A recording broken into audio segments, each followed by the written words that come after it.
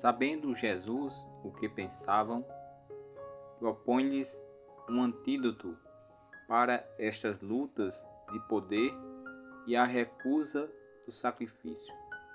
Papa Francisco. Seja bem-vindo, bem-vinda à leitura diária do Evangelho desta terça-feira, 21 de fevereiro.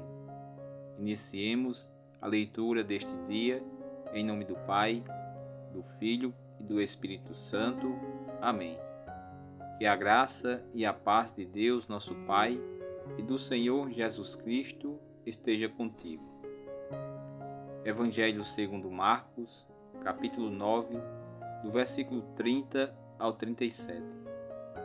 Naquele tempo, Jesus e seus discípulos atravessavam a Galiléia. Ele não queria que ninguém soubesse disso, pois estava ensinando a seus discípulos. E dizia-lhes: O Filho do Homem vai ser entregue nas mãos dos homens, e eles o matarão. Mas 3 dias após sua morte, ele ressuscitará. Os discípulos, porém, não compreendiam estas palavras e tinham medo de perguntar. Eles chegaram a Cafarnaum. Estando em casa, Jesus perguntou-lhes: O que discutis pelo caminho? Eles, porém, ficaram calados, pois pelo caminho tinham discutido quem era o maior. Jesus sentou-se, chamou os 12 e lhes disse: Se alguém quiser ser o primeiro, que seja o último de todos e aquele que serve a todos. Em seguida, pegou uma criança, colocou-a no meio deles e, abraçando-a, disse: Quem acolher em meu nome uma destas crianças, é a mim que estará acolhendo. E quem me acolher, está acolhendo não a mim, mas aquele que me enviou. Palavra da salvação. Glória a vós, Senhor. Enquanto Jesus anunciava a sua paixão e morte, os discípulos discutiam entre si quem deles era o maior. Jesus queria servir, eles só pensavam em mandar. O Evangelho de hoje traz o segundo anúncio da paixão, morte e ressurreição de Jesus. Assim como no primeiro anúncio, no capítulo 8 de Marcos, os discípulos ficam espantados e com medo. Eles não entendem a palavra sobre a cruz, porque não são capazes de entender e de aceitar um Messias que se faz servidor dos irmãos. Eles continuam sonhando com um Messias glorioso. O texto nos ajuda a perceber algo da pedagogia de Jesus. Mostra como ele formava seus discípulos e como os ajudava a perceber e a superar suas limitações. Chegando em casa, Jesus pergunta sobre o que discutiam no caminho. Eles não responderam. É o silêncio de quem se sente culpado, pois pelo caminho eles discutiam sobre quem era o maior.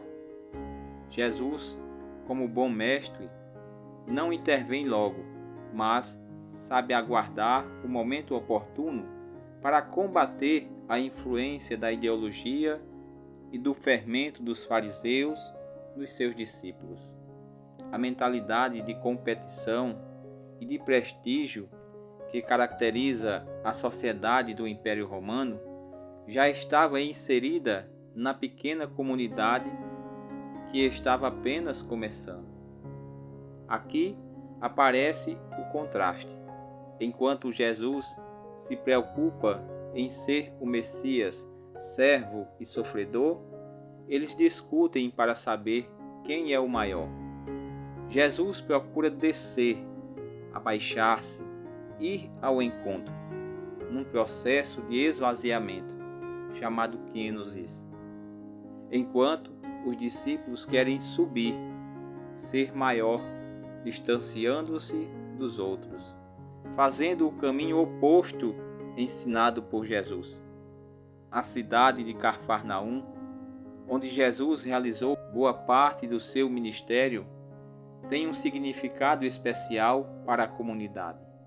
É o ponto de partida da boa nova, da boa notícia, do Evangelho. Ao questionar os discípulos em casa, Jesus revela a necessidade de renovação constante e de retorno às origens do chamado, com coragem para recomeçar. De fato, com o caminho da paixão já estabelecido, se torna cada vez mais necessário reavivar nos discípulos as motivações para o seguimento com bastante clareza.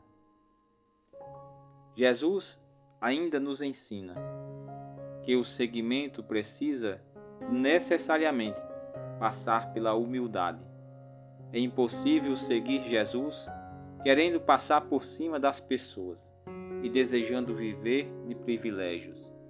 Para anunciar a mensagem do reino, se faz necessário viver o despojamento e a simplicidade.